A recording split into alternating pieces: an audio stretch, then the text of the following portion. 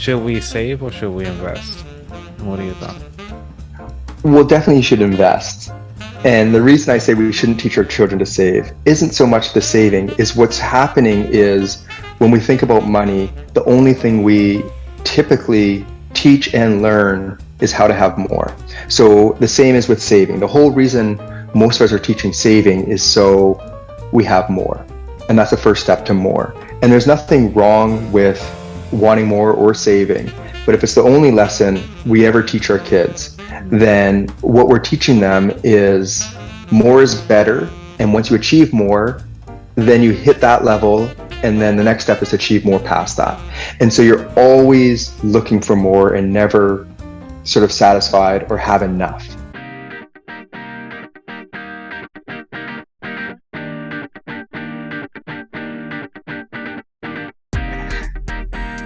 Welcome, everybody, back to another exciting show of the About That Water podcast. I have a great author who is a bestseller author, entrepreneur, and real estate investor with a background as a financial advisor and a marketing director. But most importantly, he is a dad. He has been investing since he was 11 years old and passionate about passing on the lessons he learned, which he does through his graphic novel, The Golden Quest. But the guest is David Delisle. How you doing today, David? It's so good. So happy to be here, Anthony. Awesome. I know it's been you have so many accolades. You've been doing so many things in this space of finances for over the years. So what really got you into doing this graphic novel? Really is my boys. So as you mentioned in the intro there, like I started investing when I was 11. But my parents didn't teach me. That was just something I was interested in. And nobody likes hearing about finance investing. Or very few people. I mean, we just attended FinCon, so it was full of money nerds, but that's a rarity. So my boys are the same. And I just realized there's some lessons I want to pass down on them and some of the things that I've found over the years that would make their lives easier. It didn't have to be complicated, just things I want them to know. So it just started out as just some ideas I want to pass down. And then as it evolved, and this idea of putting it into a graphic novel that would be fun and easy for not just them, but adults and kids to digest, it just started becoming a bigger thing. And then since that process, because there's a few messages in there that are a little bit more unique in this finance realm and world, and also they're simple, then I started seeing this stuff really land. And that's where I became more and more passionate about really teaching kids and parents about these lessons. So who was that first guest that like? Like, for me, way back when, Yeah. like I started when I was 11 investing. So, Oh. so I mean, I'm talking about as an adult, because as an adult, like okay. So if we want to expand further, I don't know if you've ever heard of the book, The Last Lecture. Mm. This is a thing. It became big because he was on the Oprah show, but he wrote this book. He was actually is a professor, and he had I believe it was a terminal cancer, and he was about to do this big lecture, like this big thing in front of all his peers, and it was something he'd worked towards his whole life. But then during that period, he found out that he was terminal. He had a young child coming, so this whole lecture he changed to be almost like a lecture to his son about what I want to pass on, and just these little pieces of wisdom, because he knew he wouldn't be there. Like, it's super tear jerking, but at the same time powerful, and had a real silver lining. And that stuck with me, having read it and read the book and seen some of his stuff. So then as my boys got older and older and older, in the back of my mind, I was just thinking, what lessons would I want to pass on to these guys? What is the thing, if I can't be around to pass this on? And that's how it sort of evolved into, okay, I got to get these things down on paper. And then that just started that whole journey. That makes sense, because that's one of the reasons why I started this podcast, was because I'm not having any children. So I figured, you know what, let me share the lessons that I wish I had known. Let me get the people on that are the experts or have the expertise in those different arenas around finances. And let's bring this small community together to broaden the knowledge of the next generation. And I actually applaud you for doing what you're doing to kind of, even though it's selfish, but having that story actually is able to hit so many other kids, and with your graphic novel. So can you talk a little bit more what came up with the title The Golden Quest? Yeah, really, the Golden Quest, I wanted to make an adventure because I wanted to be something fun. So that idea of the Golden Quest just being like this big quest and it's golden, and then with it, the subtitle is Your Journey to a Rich Life. Mm. And I purposely use rich life because it could be vague in the sense of like abundance financially, but rich just in rich in the way you live and how you're doing your thing. So it became really important to have this journey. And I think as well, when we think of finance, a lot of times we're thinking of retirement, or we're thinking of a nest egg, or we're thinking of like an end goal. And really, that shouldn't be how we live our life or how we think of finance. It should be something we think of as an arc, as a journey. We're always on it, and there is no end goal. And that's a much simpler and more present way to just live your life. And that's what I'd like to sort of get across. So that's why the Golden Quest, Your Journey to a Rich Life, is what it is. I'm looking at one of the blogs here. You talk about why well, the title is Why We Shouldn't Teach Our Kids to Save. In here, do you think, just reading the title, it gets me to think, should we save or should we invest? And what are your thoughts? Well, definitely you should invest. And the reason I say we shouldn't teach our children to save isn't so much the saving, is what's happening is when we think about money, the only thing we typically teach and learn is how to have more. So the same is with saving. The whole reason most of us are teaching saving is so we have more. And that's the first step to more. And there's nothing wrong with wanting more or saving.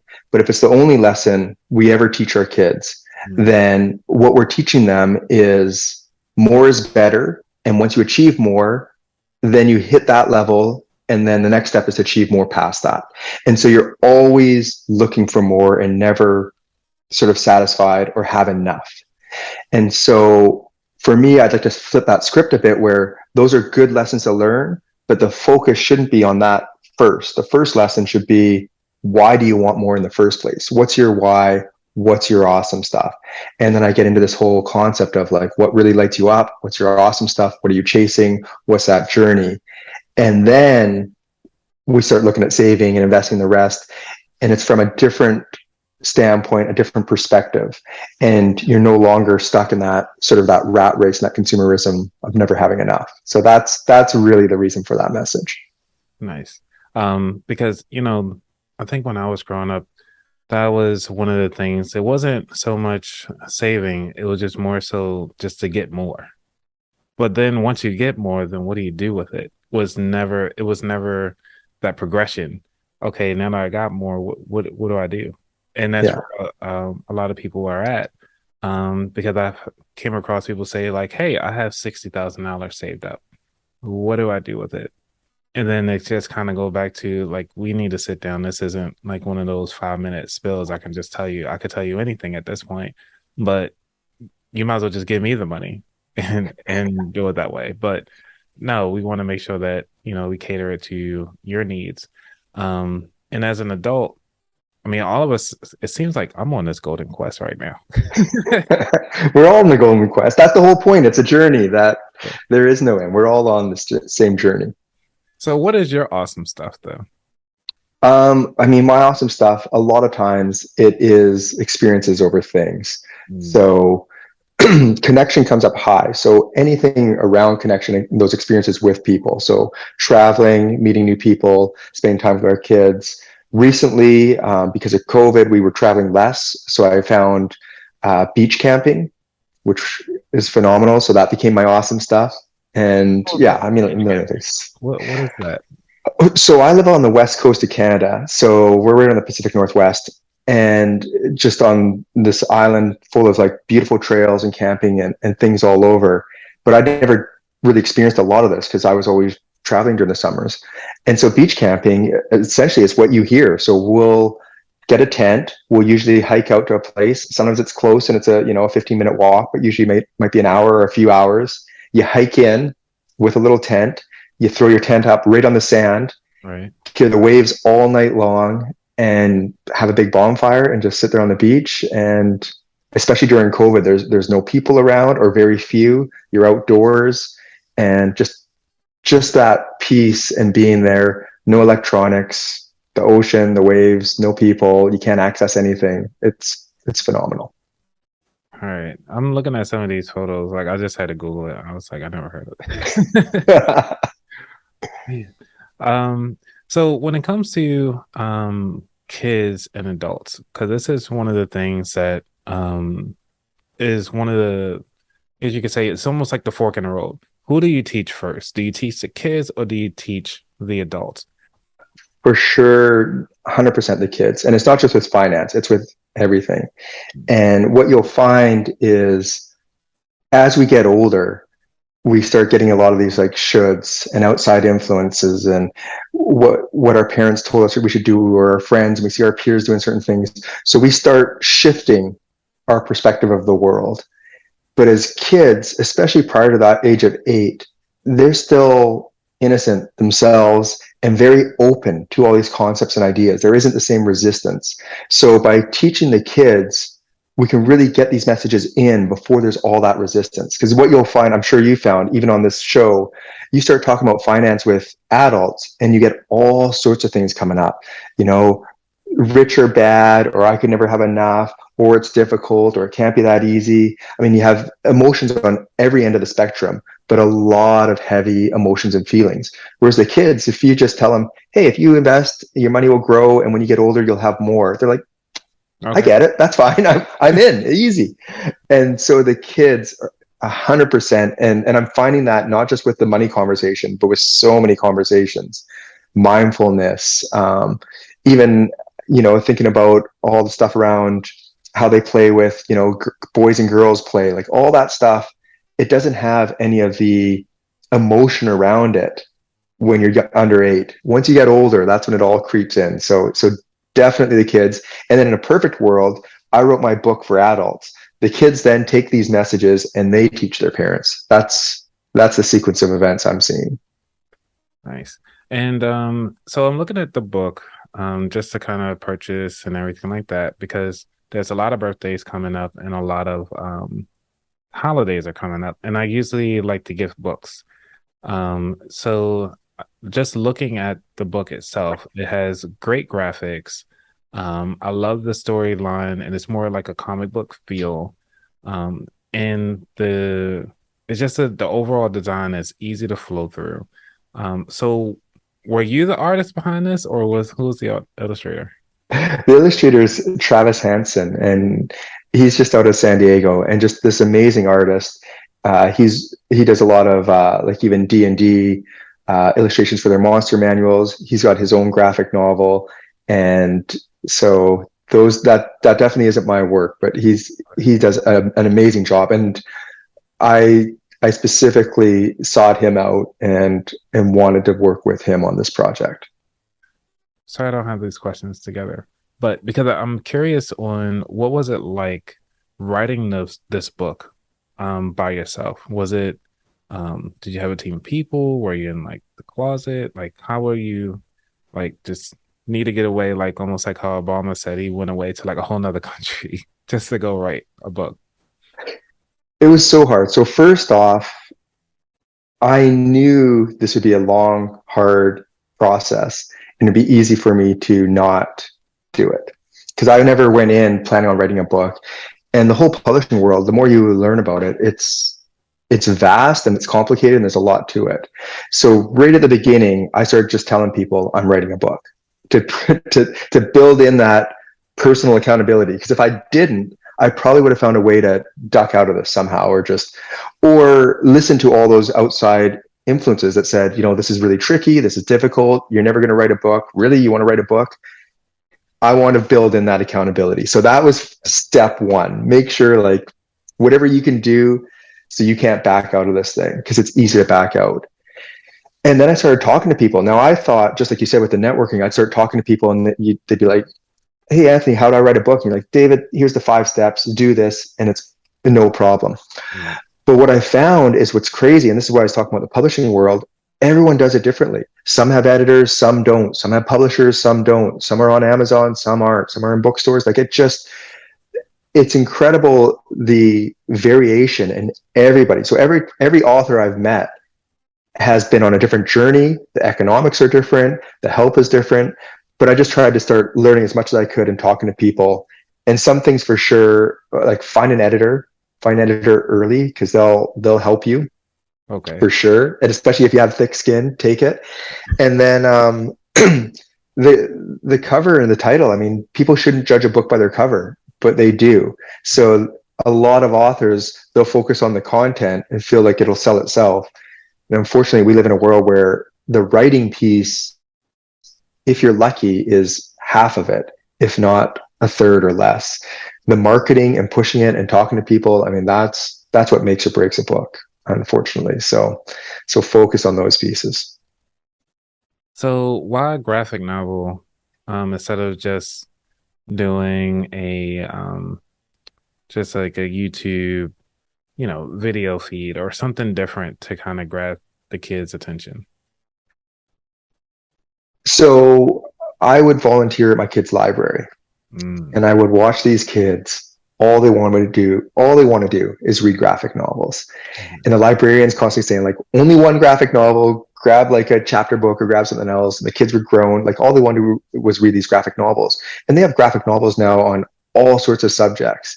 And when I saw that, I realized quickly here's a subject nobody likes learning about, but a medium everyone loves. If I could mesh those two and even get kids, like I've got kids right now that can't even read and they'll just flip through the pages. And Nice. that just fills my heart because they're getting something. And the fact that they're just engaged enough to want to just hold the book and flip the pages, I mean, that's a win.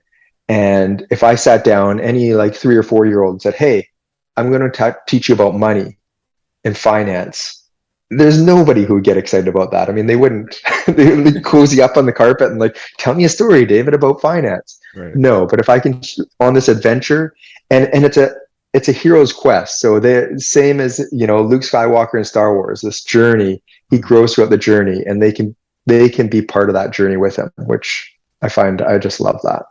So what is I mean, everybody that I come across, they always say like they want to write a book. But what are the hard things about what in your journey? What was the hardest, as you say, obstacle? Um, trying to think there. I mean, there's so many obstacles. Finding the pieces. Really, I went self-published route, which is common. But right now, most people who self-publish, they'll do a print on demand. So they don't need a printer. They don't need a distribution channel. They don't need all of those pieces. They'll go through something like Amazon and do print on demand. Yep. But in my case, because the format of the book and what it is, I really needed to have it printed, and it couldn't be print on demand. So I had to find those printers, and then as difficult as it is to find a printer, I was surprised by how much more difficult it is to find a distributor because it doesn't exist anymore. Those are like the big publishing companies, they have their distribution channel, but as a self-published publisher, finding someone who will warehouse your book and distribute it, that was a lot more complicated than I thought it would be. Okay. Did you decide to go with Amazon? Like just send them a box of them and just hey, here you go. You pay the store. You could. I didn't in this case, and it wasn't set up the way I wanted. So I have a distributor called Pathway Books in the U.S. But they then ship to Amazon. So my book is on Amazon, but at the same time, I could also get it into individual bookstores. I can get into indie bookstores, libraries, and that's the thing. I love books as well. So being able to support the indie author or indie booksellers and getting into that and not rely 100% on Amazon was something that was really important to me. Nice. Um, because I do, again, like I said, I buy a lot of books, but I try to go to the thrift store to get them. Because a lot of people toss away their financial books, and I know that they're only going to get you the first two chapters, and then everything else is nice. I was like, this is a pristine book. You just toss away. Awesome Yeah. information. Um, so because now that you have this book, you have the um, you have the passion behind everything. Now let's try to get a little bit into David's story. So, you talked about your parents a little bit and was having those money conversations at the dinner table. Were there something like that happening? Not a lot. It was interesting. I disagree with my parents quite a bit about finances. Hmm. They were very traditional of the mindset, especially my dad. You work hard, you play hard, and the harder you work, the more you have, and then you spend it all. Hmm. And money really was something you used for entertainment. It wasn't a tool.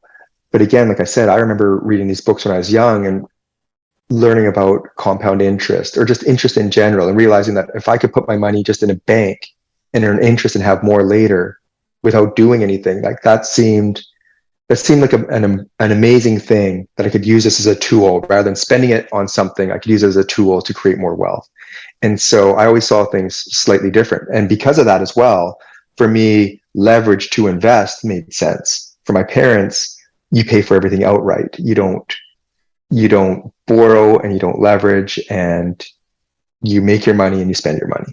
So yeah, these conversations weren't at the dinner table, which is also why I want to pass it down, because it's just a different way to look at things. Hmm. And I think a lot of people, if they're not taught these lessons, I mean, really using money as a tool is so important in terms of accumulating wealth. Like when we think of all these richest people in the world, there is absolutely no way any of that money could be accumulated purely by like an income or a salary and tucking that money under a mattress. It just couldn't, and not even close. So I don't think people fully realize how powerful compound interest really is in growing wealth. And just real quick to think of someone like a Warren Buffett, his investments that he made early on began that journey. He hasn't been making these incredible investments since then. But because that money's working for him, over 99% of his wealth has been accumulated after the age of 50. Yeah. And it's doubling almost every 5 to 7 years. And not because of the power of his investments, but just because it's working in the stock market. So if you just think of that, someone as intelligent and someone we think of as one of our best investors ever, and in the next 5 or 7 years, his wealth will double again, and he'll have more than he accumulated those entire previous years of all his investment work. I mean, that's compound growth right there. All right. I know I like to keep the conversations evergreen, but we also in a midst of a crisis. uh, how are you feeling about the stock market right now? For me, I mean, my gut, I've been thinking it was supposed to turn downwards for a long time. Prior to COVID, I think we were well overdue for a correction. Mm. And so I think personally, I think we're definitely due for a correction, especially because interest rates really control everything. So any conversation around money, interest rates are what drive it. People don't realize that, but it really is the driving factor. And interest rates are climbing up, which is going to have a negative impact on the stock market. Yeah. But on that, like that's my personal opinion. What I've found is I'm just as likely to be wrong. I mean, it's a 50-50 chance here. And when you start thinking of directions and trends, it's the time frame that's more important. So in the next week, next month, next year, are we going in a downturn? Possibly. I personally think so. I'm not sure. But if you started saying, where are we going to look at in the next 10, 20, 30 years, for sure the stock market will be up. So all of a sudden, that whole risk. So when people are thinking, like, should I be out of the stock market? Should I not? What should I do? If you're in for the long game and you're averaging in, then it doesn't really matter which direction we're going in. And me being on the sidelines, because I think it's going down, is just as likely to hurt me because it goes up as being the right move. And even if it goes down, I'm on the sidelines. Me catching the bottom or waiting too long and missing again, just as likely to be on the wrong side. So timing the market, extremely difficult. I try to do it because, like I said, I'm a money nerd. I Yeah. love this stuff, and I try and I do it, but I'm almost always on the wrong side. And that's why I try to teach these things to the kids. Like, don't time the market. Don't don't follow my mistakes and feel like you can beat the market, because it's almost impossible. Yeah, I was looking at at your book because you do have a couple pages here on your page, and I was just thinking about that. Was like, huh, it's this is the one with the blacksmith, and just see the farmer going through hard times, but somebody else is like, hey, well, I invest in your what you're doing so that you can actually reap harvest a little faster, just put out of the goodness out of their heart. But then now they actually able to reap some of the rewards from the harvest by helping out the farmer. And I actually thought that was actually pretty cool that you threw that in there. And it's only on 2 pages. And you get Yeah. so much value out of that. I mean, me So personally. Yeah. that whole chapter is all about around the golden rule of give and you'll have more. Mm, And I want to illustrate for kids how that can even be. And because as soon as you give, there's a feeling that you have less because you've just given them something you had. And I want to illustrate how that's not always the case. And actually, there's almost like a universal rule that the more you give, the more that comes back to you. And that's what's happening there. And so this was a leap of faith that the blacksmith made and quickly realized not only how much better she felt and how that had an impact on her, but how in helping this farmer, it did come back. And it wasn't a loan. It was purely a gift. It wasn't meant for financial reasons. mm, But just like anything, I mean, just like us meeting in Orlando, I mean, these connections, they have value. And it just comes from, giving from the heart, connecting with people, being open to doing whatever you can. And it does come back. yeah. Because I was surprised that you wanted to come on the show. I was like, I don't have kids. But would you mind talking about kids? If you guys were there, it was hilarious. I felt so nervous because I don't know, it's just something about meeting people face to face. I asked them like, "Hey, would you mind coming on the show?" To kind of talk about, what you're passionate about. And most people look at, like he said, where the titles come in.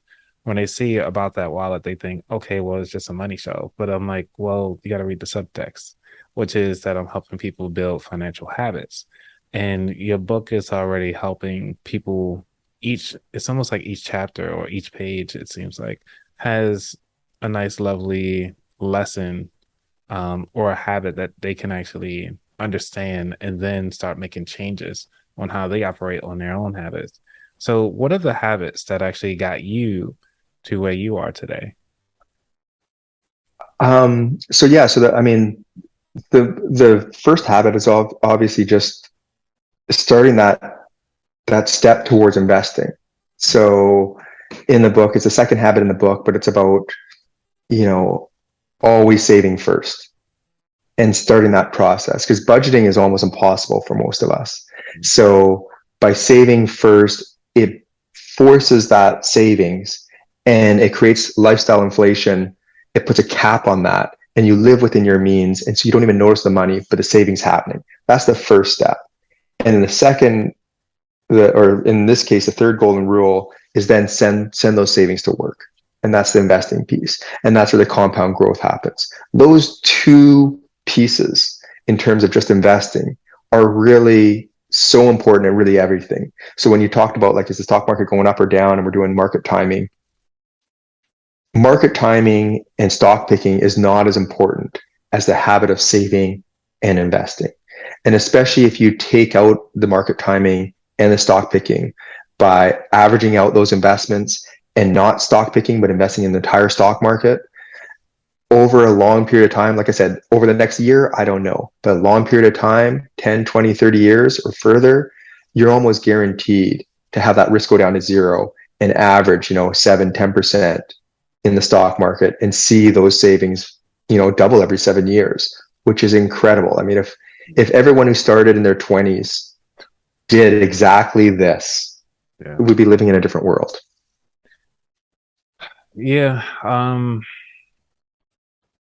I go back and forth on that one because I said in our financial space, and as a financial advisor, that we all were dealt different hands, um, coming up.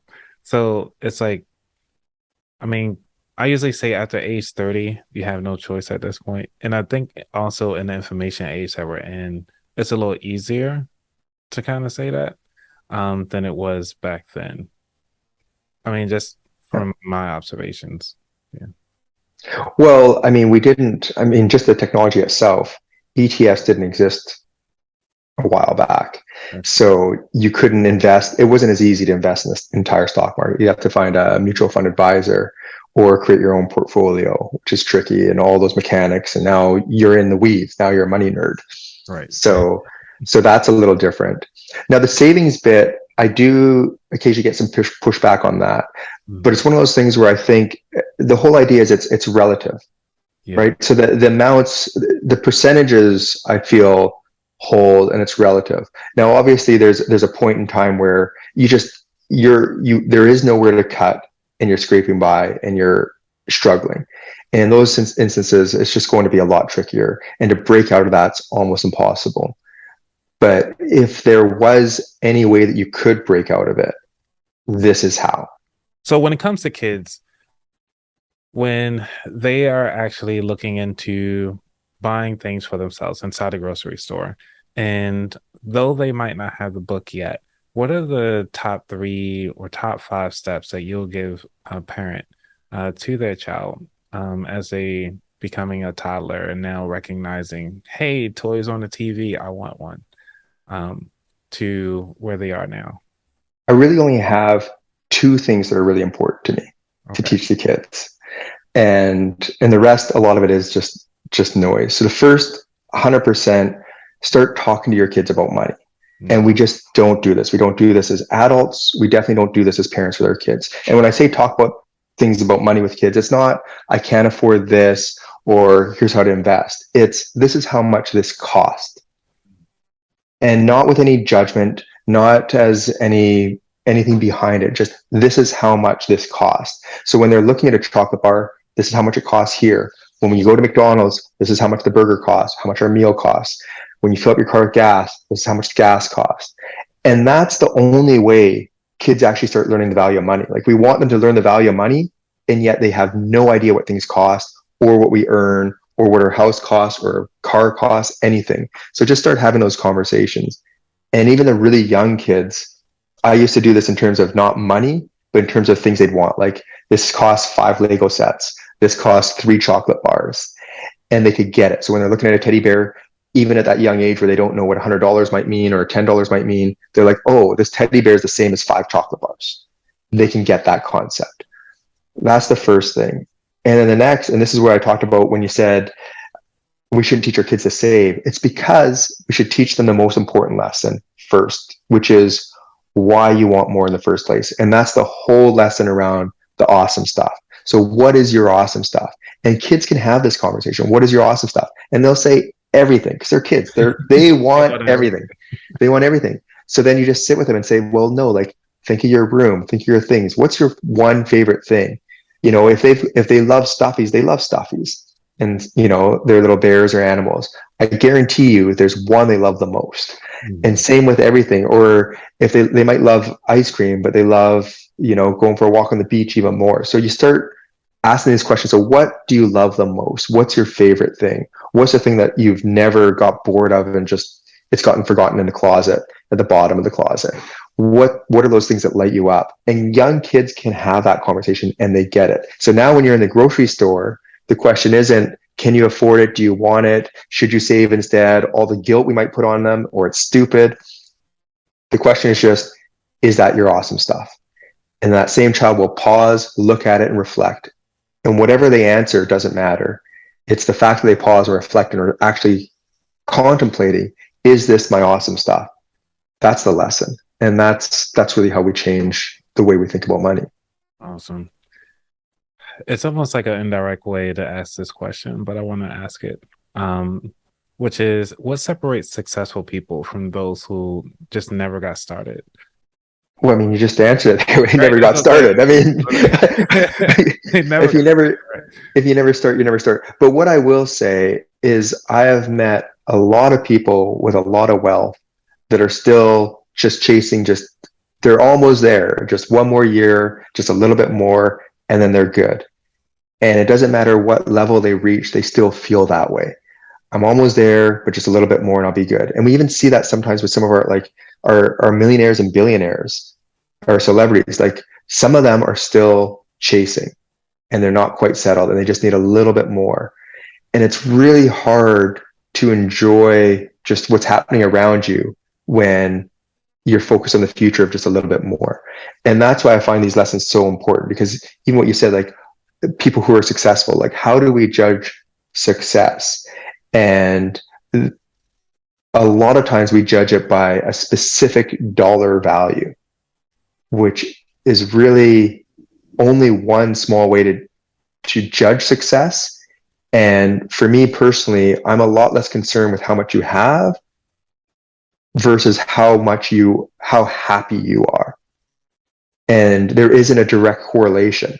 There is some correlation, but not a direct correlation. So someone doing what they love, and even more importantly, actually contributing as well. So doing what they love, but also being of service. It is rare to see someone that is happy in service, doing what they love, that someone with more financially, but not those things, would be considered more successful in my books. Nice. I like that. It's a good way of doing it. Just keep it simple. Since we're talking about the future here, we'll move on to the third segment, which is the futures. What is new and exciting for you going forward? I mean, this is currently what I'm excited about because I just want to get this message out. I want the idea of, is this your awesome stuff, to be part of a vernacular that just kids just naturally say and question and ask, and even parents, you'll see them in the grocery store when they're, pleading for that ice cream. Yeah. Is that your awesome stuff? I want that to just be common. So that's what I'm sort of excited about right now, is pushing that idea.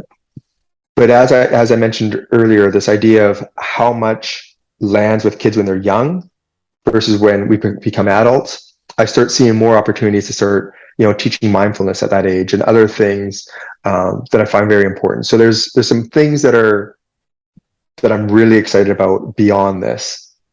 I want to get this sort of grounded first and create the movement behind it. But yeah, I'd love to start seeing just even the way we think of like just masculinity, femininity, and how we're raising our young kids, especially our young boys, just seeing more conversation around that. Again, just conversation, which we're not having and the young kids aren't having.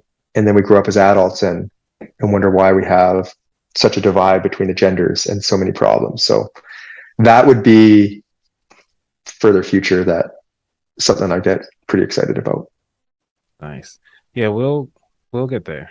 I'll just say, as long as we keep having these open conversations and dialogue about it, I think we'll eventually get to see your awesome stuff. Your awesome stuff. I'm about to say awesome sauce because we. I'm with that. That's good too. So, how can our listeners actually try to help you out a little bit more? What can our listeners do? I mean, have the conversation with your kids. Just start talking to kids about money is so important, because that just changes the whole dialogue. It takes away the taboo and people can just start having conversations and it's not a big deal. Once we have those conversations, it becomes something that we don't feel anxious around to the same degree. As far as my stuff, everything is around The Awesome Stuff. So if you go to theawesomestuff.com, that's my website. You can buy the book there. I've got my TikTok and my Instagrams at The Awesome Stuff. You could go to Amazon and find it as well, or leave a book review on Amazon. So really, any way you can share this concept and this information. And for me, it really is around that idea of sort of creating a movement where we think of what is your awesome stuff, because I feel that's the most important lesson about money. And that's the one lesson that we're rarely teaching. So true. So true. All right. So you ready for the final 4 questions?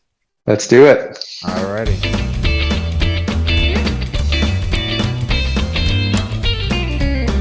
So what does wealth mean to you?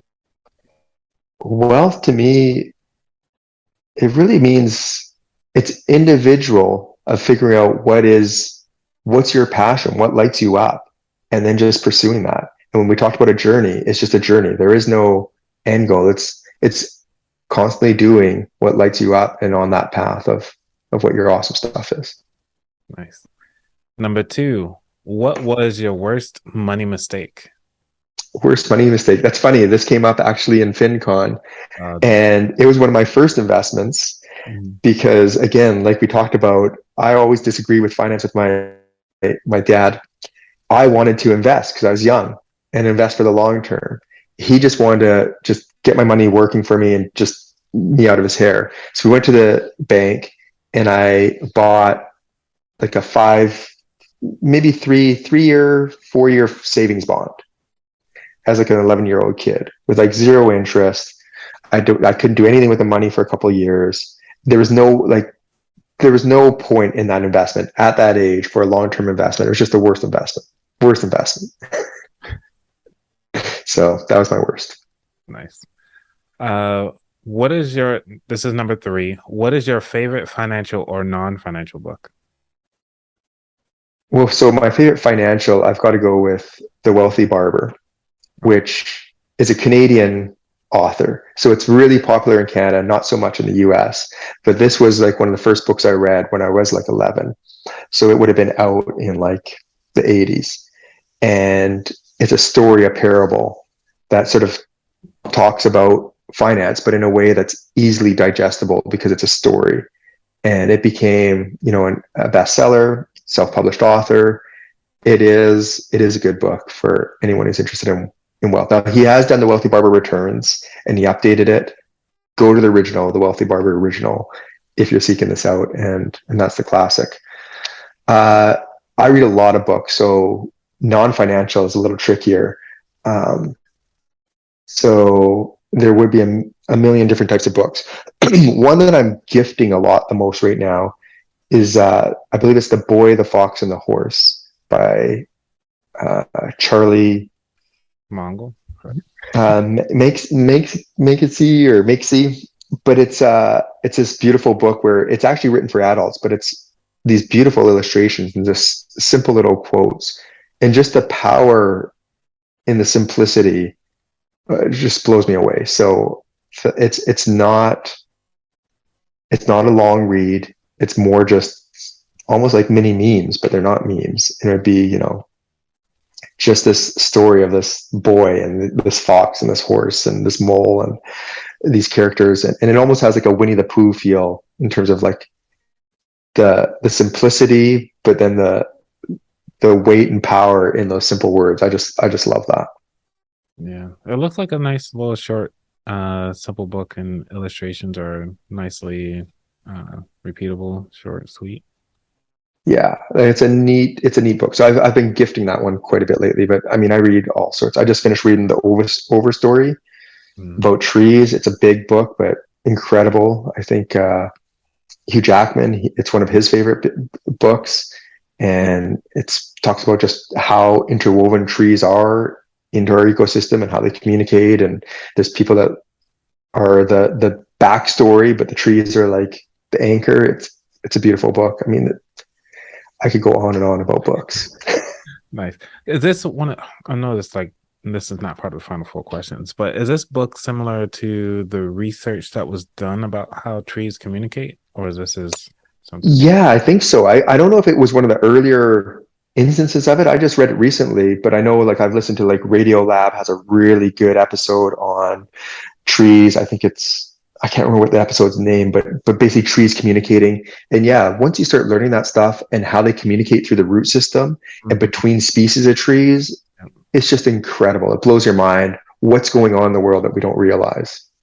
And I was thinking about that as well, because there was a documentary about mushrooms and how the mushroom ecosystem is actually doing a similar thing. So I'm thinking about, all right, so every time I pull up these weeds, they screaming at everybody else, like keep going. There's a lot going on in it. I think the episode was From Tree to Shining Tree on Radio Lab is a really good episode on it. And yeah, exactly. There's the trees are actually sending nutrients into the ground to these other like all these other things that are sending them back up. Like if that ecosystem didn't exist, our trees wouldn't be what they are. They wouldn't grow. And even when they're dying, they send all their nutrients into the ground to be dispersed to other trees around them. It's incredible. Yeah. We'll get to that type of network one day. All right. The last question of the final four questions is, what is your favorite dish to make? Favorite dish. Um, I I like I do this French toast Hmm, with like a marmalade and fresh orange and like make the marmalade and dip it in the orange and for good morning Sunday brunch. It's solid. sounds really good. You might have to send me a picture so I can show everybody. That sounds I'll look it up. I think it's a Nigella Lawson recipe. yeah, I might have to look that up because I might have to figure out how to make this happen. I'll send it your way. It's again, it's a really easy dish, Okay, but delicious. awesome. Yeah. So the very last question of the show, which is, where could people find out more about you? Everything's at theawesomestuff.com. So that would be the best place to find me. And if you contact through the forums there, it all comes directly to me, or if you have questions, or if you want to follow on TikTok or Instagram, same thing at the awesome stuff. Nice. You dancing on TikTok? Not dancing. I'm new to TikTok. It took me a long time to get onto TikTok, but I'm there now. And yeah, just doing short form talking, no dancing. Awesome. All right, everybody. If you were able to get anything out of this particular episode today, please make sure that you like, subscribe for more content like this. Make sure you definitely check out David's episode on awesomestuff.com because he has wonderful information there and you might be surprised. There might be another book in the works, talking about the adult side of the house. Who knows? But make sure that you guys are subscribing to his channel on YouTube, subscribe to my channel. Make sure you guys are continuously supporting us because finances is a big thing, but also the habits are more important. So let's go on and spread the word of awesome habits to everyone. All right, everybody. Y'all be safe. Wow.